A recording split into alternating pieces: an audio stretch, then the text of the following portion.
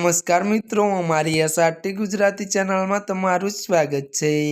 મિત્રો, અત્યારે હાલની સૌથી મોટી અને દુઃખદ ખબર સામે આવી રહી છે। હજી આ મિત્રો આપને જણાવી દઈએ કે જ્વાળામુખી વિસ્ફોટ 8 કિમી સુધી ઊંચી રાખ ઉડી। હજી આ મિત્રો વિગતવાર વાત કરવામાં આવે તો ત્યારે મિત્રો ઇન્ડોનેશિયાના ત્યારે માઉન્ટ લેવોટોબીઉ ત્યારે જ્વાળામુખી સક્રિય થતાં ભયાનક વિસ્ફોટ થયો હતો।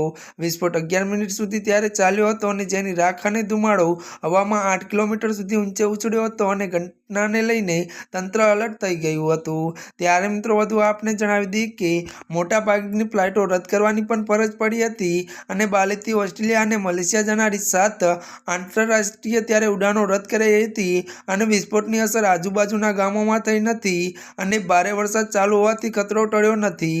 જ્યાં મિત્રો અત્યારની આ દુઃખદ ખબર મળી રહી છે। ત્યારે મિત્રો આજના માટે આટલું જ। અમારી ચેનલમાં નવા હોય તો અમારી ચેનલને મિત્રો તમે લાઈક, શેર અને સબસ્ક્રાઈબ કરી દેજો। ધન્યવાદ।